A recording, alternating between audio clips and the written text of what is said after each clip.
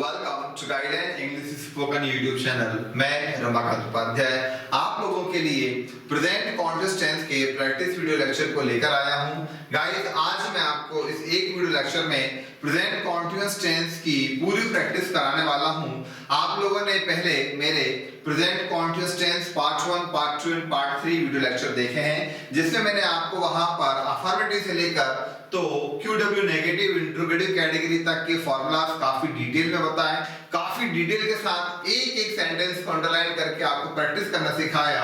तो आज मैं आपको इस एक वीडियो लेक्चर के माध्यम से उन तीनों वीडियो लेक्चर की प्रैक्टिस कराने वाला हूं और आपको यहां पर फिर से मैं एक बार कंडीशन नंबर 1 2 3 की प्रैक्टिस कराते हुए बहुत सारे ओरल एग्जांपल्स कराऊंगा।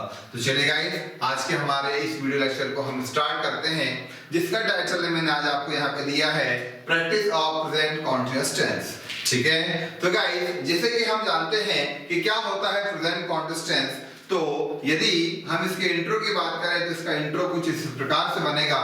जब सब्जेक्ट वर्तमान में कोई कार्य कर रहा है या कि कुछ घटनाएं वर्तमान में घटित होती हमें दिख रही हैं, साथ ही वाक्यों का अंत रहा है, रही है, रहे हैं जैसे शब्दों पे किया जाए, तो हम वहां पर प्रेजेंट कॉन्टिन्यूअस टेंस का इस्तेमाल करते हैं।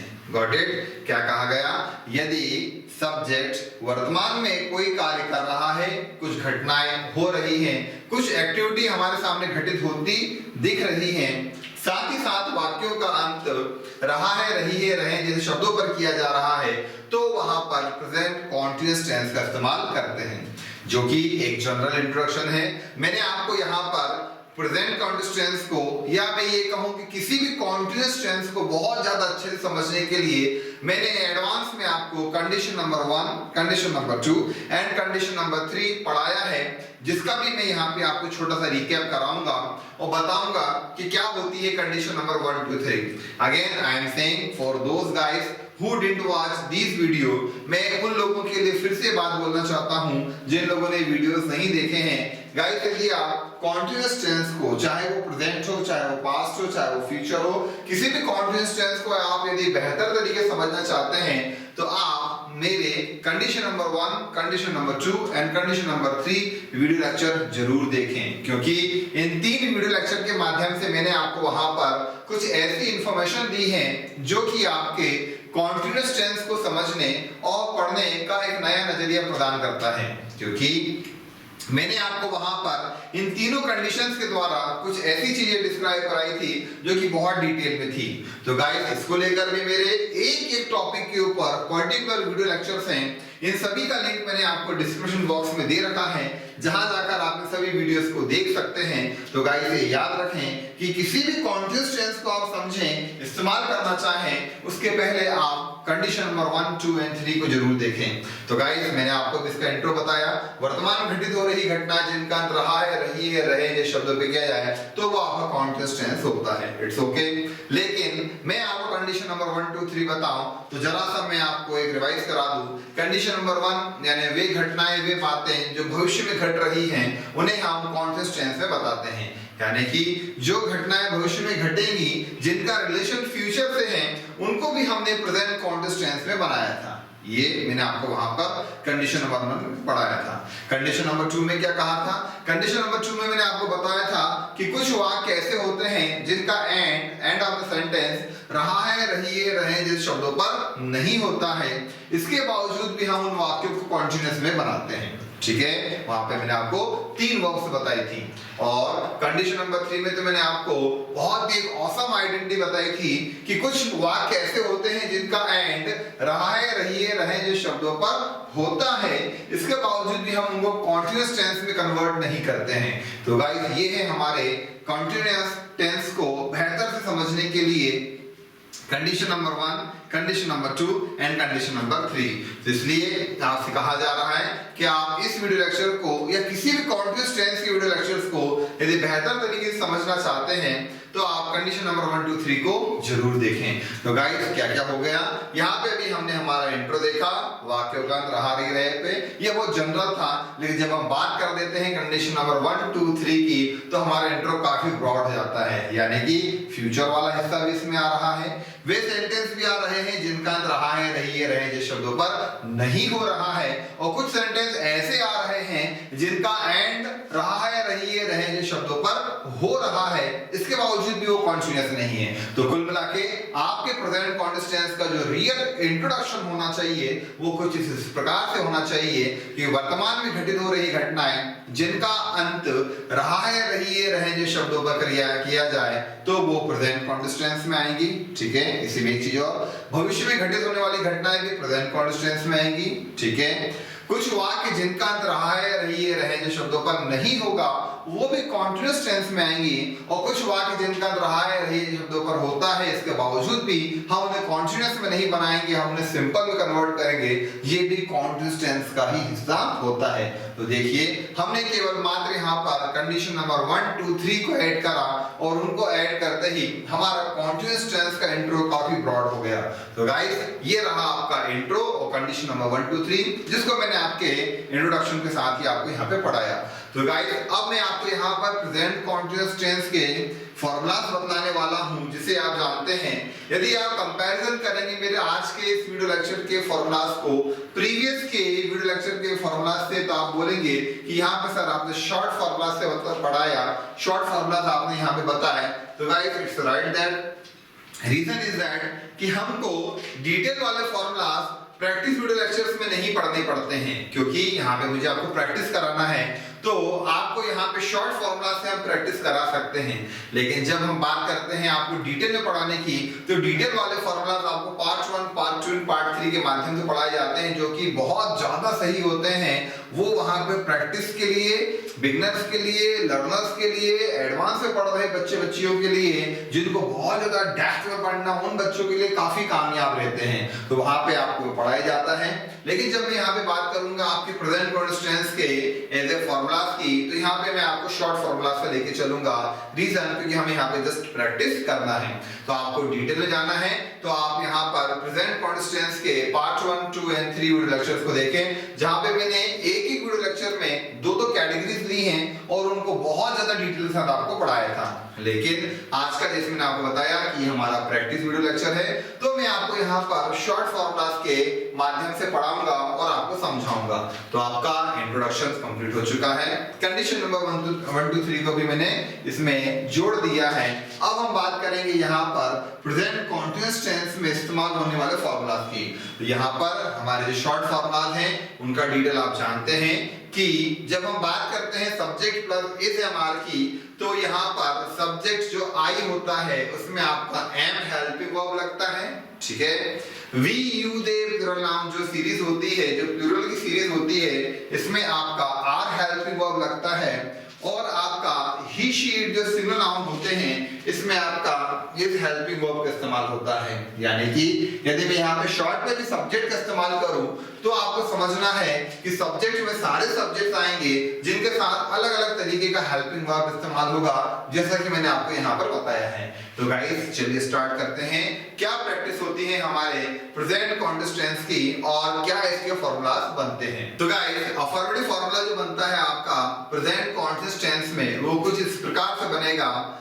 Subject plus is oblique am oblique are plus verb first form ING plus object plus complement. Okay, negative formula होगा आपका subject plus is oblique am oblique are plus not plus verb first form ING plus object plus complement. यहाँ पे मैंने तीनों helping verb के बाद not लगाया, means ये is not, are not, am not के रूप में कन्वर्ट होगा। ओके, तो यहाँ पे आपका जो नेगेटिव फॉर्मूला है वो है subject plus is oblique am oblique are plus not plus और first form ING plus object plus complement, means ये is not, am not, are not तीनों फॉर्म में बनेगा। Now go to the interrogative category. Interrogative category आपका formula होगा is oblique am oblique are. तीनों helping verb आपकी बाहर मिलेंगी, जैसे कि आप यहाँ पे देख पा रहे हैं तीनों हेल्पिंग वर्ब आपको बाहर मिलेंगी और ये आपको बाहर से आपको इंट्रोगेटिव फॉर्म का सूचना प्रदान करेंगी। तो आपकी कैटेगरी बनेगी is oblique am oblique are यानी इंट्रोगेटिव। तो आपका फॉर्मूला बनता है कुछ इस प्रकार से is oblique am oblique are plus subject plus verb first form ING plus object plus complement and question mark. Okay, अब हम बात करें नेगेटिव इंट्रोगेटिव की। तो नेगेटिव इंट्रोगेटिव कैटेगरी में हम यहाँ पे जो फॉर्मूला लेंगे इसमें मैं आपको थोड़ा थोड़ा सा गाइड करना चाहूंगा। आप नेगेटिव इंट्रोगेटिव में आई को कुछ अलग प्रकार से इस्तेमाल करेंगे और बाकी के हेल्पिंग जो इज नॉट और आर नॉट होंगी उन्हें आप कुछ इस अलग प्रकार से इस्तेमाल करेंगे। जैसे कि नेगेटिव इंट्रोगेटिव फॉर्मूला बनेगा आपका am plus I plus not plus again am plus I plus not plus verb first of ING plus object plus complement and question mark. और उसी का जो अगला हिस्सा होगा वो होगा आपका is not oblique are not plus subject plus verb first of ING plus object plus complement and question mark. तो क्या हुआ, नेगेटिव इंट्रोगेटिव कैटेगरी में जो आपका एम होता है वो कभी भी आपके सब्जेक्ट को अंदर रख के बाहर एम के साथ नॉट एक्सेप्ट नहीं आता है। आपका फॉर्मूला कभी भी एम नॉट आई नहीं होता है, क्योंकि नेगेटिव इंट्रोगेटिव कैटेगरी में आपको जब कभी भी आई के साथ नेगेटिव इंट्रोगेटिव कैटेगरी बनाना हो तो आपको हमेशा फॉर्मूला इस प्रकार से लिखना पड़ेगा जैसा यहाँ पे बताया गया है am plus I plus not. आप कभी भी गलती से भी ऐसा ना करें एम नॉट प्लस आई, क्योंकि एम नॉट कभी नहीं होता है, ठीक है ना। आपका इज नॉट, आपका आर नॉट ये सही है, ये चलेगा, पर आपका कभी भी एम नॉट आई नहीं होगा। इसलिए हमने नेगेटिव इंट्रोगेटिव कैटेगरी में सेम फंडा यहाँ पे अप्लाई करा और आपका फॉर्मूला कुछ इस प्रकार से बनाया am plus I plus not, okay. और नीचे इज नॉट और आर नॉट प्लस सब्जेक्ट, देखिए ये दो एक्सेप्ट करते हैं। अब बात करें आपके इंट्रोगेटिव फार्मूलास की, तो आप जानते हैं इंट्रोगेटिव फार्मूला से क्यूडब्ल्यू इंट्रोगेटिव फार्मूला बनाना बहुत आसान होता है। हमें कुछ नहीं करना पड़ता है, मात्र हमें भाई क्यूडब्ल्यू ही इसके स्टार्टिंग में लगाना है और आपका फार्मूला बन जाता है क्यूडब्ल्यू इंट्रोगेटिव का। तो आपका फार्मूला यहाँ पे बनेगा Q W plus is oblique am oblique are plus subject plus और first of ING plus object plus complement and question mark. और क्यूडब्ल्यू नेगेटिव इंट्रोगेटिव में आपका फॉर्मूला बनेगा Q W plus am plus I plus not plus और first of ING plus object complement and question mark. और नीचे आएगा Q W plus is not oblique are not plus subject plus और first of ING plus object plus complement and question mark. तो guys ये रहे आपके formulas जो मैंने आपको यहाँ पे भी काफी डिटेल में बताया। याद रखें आई कभी भी एम के साथ नॉट बाहर एक्सेप्ट नहीं करेगा, जब भी वो एक्सेप्ट करेगा वो अंदर ही एक्सेप्ट करेगा। तो गाइस ये तो है आपके फॉर्मूला। अब हम लेते हैं यहाँ पे कुछ सेंटेंस की ओरल प्रैक्टिसेस। कुछ सेंटेंस हम यहाँ पर अफर्मेटिव से लेकर तो क्यूडब्ल्यू नेगेटिव इंट्रोगेटिव कैटेगरी तक बनाने की कोशिश करते हैं 1 to 6, और कुछ हम सेपरेट सेंटेंस लेते हैं। जैसे कि सबसे पहला सेंटेंस जिसे हम 1 to 6 कैटेगरी में अप्लाई करेंगे, लेते हैं सर हमें पढ़ा रहे हैं। ये हमारा यहाँ पर फर्स्ट सेंटेंस रहेगा सर हमें पढ़ा रहे हैं, तो ये बनेगा सर इज टीचिंग अस। देखिए वाक्य का अंत किस पे हो रहा है रही रहे पर, और वर्तमान में कार्य होता दिख रहा है, तो आपका बना sir is teaching us. Negative बनेगा सर हमें नहीं पढ़ा रहे हैं, sir is not teaching us. आप मेरे साथ साथ प्रैक्टिस करें, इसकी आइडेंटिटी को पहचानें, इसकी कैटेगरी को पहचानें, जो मैं आपको हर बार यहाँ पे बताता हूँ। अब देखिए क्या बनेगा, क्या सर हमें पढ़ा रहे हैं। सेंटेंस आपको कौन सी कैटेगरी का हो गया, इंट्रोगेटिव। किस वर्ड से पहचाना आपने, क्या शब्द से। मैं आपको identity of the sentence video lecture में बता चुका हूं कि किस प्रकार से हम हर सेंटेंस और हर कैटेगरी को पहचान सकते हैं। तो यहाँ पे आपकी इंट्रोगेटिव कैटेगरी की शुरुआत में क्या शब्द आया तो हम लोगों ने पहचाना कि आपका इंट्रोगेटिव सेंटेंस है क्या सर हमें पढ़ा रहे हैं। यहाँ पर आपने क्या से वाक्य स्टार्ट करा तो आपको बना इंट्रोगेटिव, तो इज सर टीचिंग अस, यहाँ पे इसका ट्रांसलेशन होगा। अब बात करते हैं नेगेटिव इंट्रोगेटिव की। तो नेगेटिव इंट्रोगेटिव में क्या और नहीं के बीच में आपको पूरा वाक्य मिलता है, तो आपका यहाँ पे फॉर्मूला बनेगा जो सेंटेंस है क्या सर हमें नहीं पढ़ा रहे हैं, negative interrogative is not sir teaching us. Sir हमें क्यों पढ़ा रहे हैं, वाक्य के बीच में क्यों वर्ड आया है। आप जानते हैं क्यूडब्ल्यू वर्ड्स वाक्य के बीच में आए तो क्यूडब्ल्यू इंट्रोगेटिव कैटेगरी होती है। सर हमें क्यों पढ़ा रहे हैं, क्यूडब्ल्यू इंट्रोगेटिव, तो फॉर्मूला बनेगा आपका Q W plus is am are plus subject plus verb first of ING plus object complement question mark, तो ये बनेगा why is sir teaching us. देखिए आपका फॉर्मूला इसको मैच करता है, why is sir teaching us. पूरा फॉर्मूला आपको क्यूडब्ल्यू इंट्रोगेटिव यहाँ पे फॉलो होता है। नेक्स्ट, सर हमें क्यों नहीं पढ़ा रहे हैं, why is not sir teaching अस। क्या बनेगा, why is not sir teaching अस। तो गाइस ये रहा आपका अफर्मेटिव से लेकर क्यूडब्ल्यू नेगेटिव इंट्रोगेटिव तक का सेंटेंस। देखते हैं यहाँ पे एक सेंटेंस और, बच्चे क्रिकेट खेल रहे हैं। अफर्मेटिव, बच्चे क्रिकेट खेल रहे हैं। Children are playing cricket. Children में कभी भी एस नहीं लगता है, पुलिस में, पब्लिक में कभी एस नहीं लगता है, क्योंकि ये हमेशा प्लूरल से ही होते हैं। तो बच्चे यहाँ पे प्लूरल है, यहाँ पे क्या लगेगा आर, क्योंकि एसएमआर में से आर आएगा यहाँ पे। तो बच्चे खेल रहे हैं बनेगा चिल्ड्रन आर प्लेइंग। नेक्स्ट, बच्चे नहीं खेल रहे हैं, चिल्ड्रन आर नॉट प्लेइंग। क्या बच्चे खेल रहे हैं, आर चिल्ड्रन प्लेइंग। क्या बच्चे नहीं खेल रहे हैं, आर नॉट चिल्ड्रन प्लेइंग। बच्चे कहाँ खेल रहे हैं, क्यूडब्ल्यू इंट्रोगेटिव कहाँ के द्वारा, वेयर आर चिल्ड्रन प्लेइंग। बच्चे क्यों नहीं खेल रहे हैं, why are not children playing. ठीक है, नेक्स्ट एग्जांपल, वह दौड़ रही है, शी इज रनिंग। वह नहीं दौड़ रही है, नहीं से पहचाना, नेगेटिव इंट्रोगेटिव कैटेगरी, रहा रहे आपका बना शी इज नॉट रनिंग। क्या वह दौड़ रही है, इंट्रोगेटिव, इज शी रनिंग। क्या वह नहीं दौड़ रही है, इज नॉट शी रनिंग। वह क्यों दौड़ रही है, why is she running। वह क्यों नहीं दौड़ रही है, why isn't she running। तो देखिए हमने यहाँ पर अभी कुछ सेंटेंस की फर्स्ट टू लेकर लास्ट यानी अफर्मेटिव से लेकर तो क्यूडब्ल्यू नेगेटिव इंट्रोगेटिव कैटेगरी तक के फॉर्मूलाज यहाँ पर बनाए। तो गाइस ये तो भी आपके यहाँ पे फॉर्मूलाज के अकॉर्डिंग 1 to 6 कैटेगरीज। अब हम यहाँ पे सेपरेट सेंटेंस लेते हैं जिनमें हम यहाँ पर कंडीशन नंबर 1 to 3 को भी अप्लाई करते हुए सेंटेंस लेंगे। जैसे कि मेरा भाई अगला सप्ताह आ रहा है।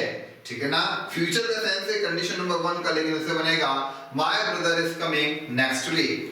मेरा भाई अगले सप्ताह आ रहा है, my brother is coming next week. ज्यादा जानकारी के लिए आप कंडीशन नंबर 1 2 3 देखें। ठीक है ना, वह खड़ा है यानी खड़े होने काम चल रहा है, ही इज स्टैंडिंग। देखिए वाक्य के अंत में कहीं पे भी रहा रहे नहीं आ रहा है, वह खड़ा है, ही इज स्टैंडिंग। मैं तुम्हारे घर के सामने खड़ा हूं, ध्यान दीजिएगा, रहा रहे नहीं आ रहा है। I am standing in front of your house. I am standing in front of your house. तुम कहां खड़ी हो, तुम कहां खड़ी हो, क्यूडब्ल्यू इंट्रोगेटिव कैटेगरी कहां के द्वारा पूछ रहा है, वेयर आर यू स्टैंडिंग।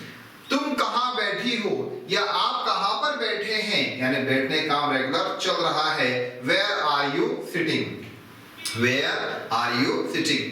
क्या वह बुखार से पीड़ित है। देखिए वाक्यांश यहाँ पे फिर से रहा एक्सेप्ट नहीं कर रहा है, क्या बन रहा है, क्या वह बुखार से पीड़ित है, is he suffering from fever. क्या बन रहा है, is he suffering from fever. ये आपका कंडीशन नंबर 2 है। कंडीशन नंबर 2 में ऐसे बहुत सारे सेंटेंस है जो बनते हैं। ठीक है ना गाइस, और देखते हैं यहाँ पर, क्या तुम क्लासरूम में बैठे हो, are you sitting in the classroom. क्या वह कक्षा में नहीं बैठी है, isn't she sitting in the classroom। क्या बन रहा है, isn't she sitting in the classroom। देखिए कहीं पर भी रहे नहीं आ रहा है, इसके बावजूद भी ये सारे वाक्य आपके कॉन्टिन्यूअस में बन रहे हैं, क्योंकि यहाँ पे कंडीशन नंबर 2 चल रही है। ठीक है ना, तुम यहाँ पर क्यों खड़े हो, why are you standing over here। तुम यहाँ पर क्यों बैठी हो, why are you sitting over here। ठीक है ना, तुम वहां पर क्यों खड़े हो, why are you standing over there। तुम वहां पर क्यों खड़े हो, why are you standing over there।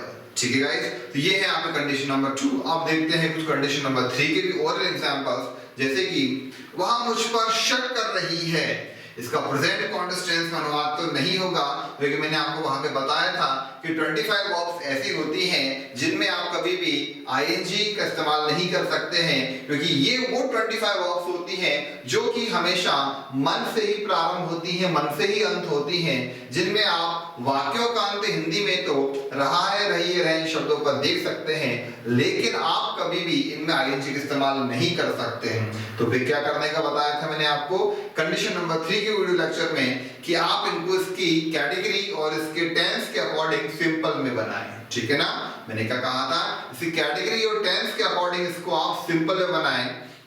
तो वहां मुझ पर शक कर रही है, इसका बनेगा she doubts me, क्योंकि प्रेजेंट सिंपल के अफर्मेटिव बनेगा क्योंकि ये प्रेजेंट कॉन्टिन्यूअस टेंस का अफर्मेटिव है। मैंने आपको कंडीशन नंबर 3 में बताया था कि यदि 25 क्रियाओं में वाक्य बनते हैं तो ये इसके सिंपल में बनता है। प्रेजेंट कॉन्टिन्यूअस टेंस में यदि एग्जांपल आए तो प्रेजेंट सिंपल में बनेंगे। तो वहां मुझ पर शक कर रही है, शी इज डाउटिंग मी, ये गलत होगा, क्या बनेगा? शी डाउट्स मी। ठीक है ना?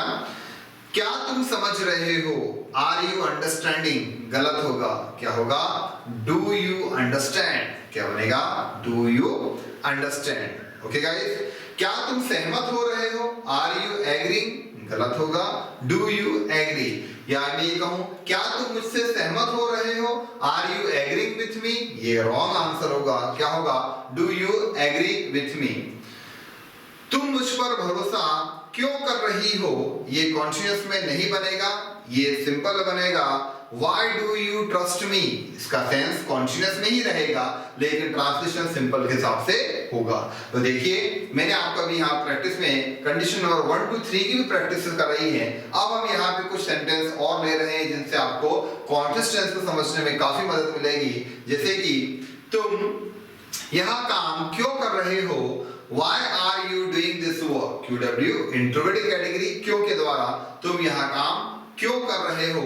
Why are you doing this work? माँ खाना क्यों बना रही है? Why is mother preparing food? क्यों के द्वारा हमने पहचाना हमारा सेंटेंस कौन सा हो गया? QW interrogative category.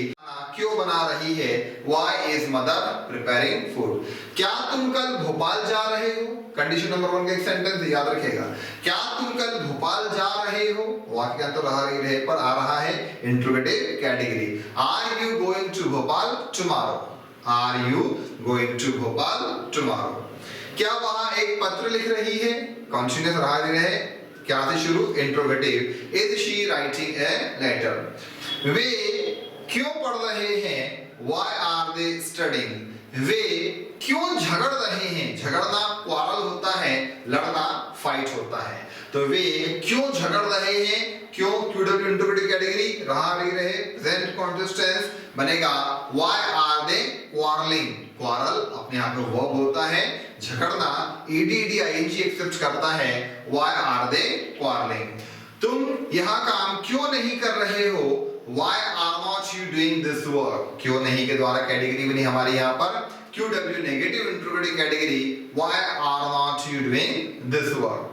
मैं तुमसे बात नहीं कर रहा हूँ। I am not talking to you। क्या बना?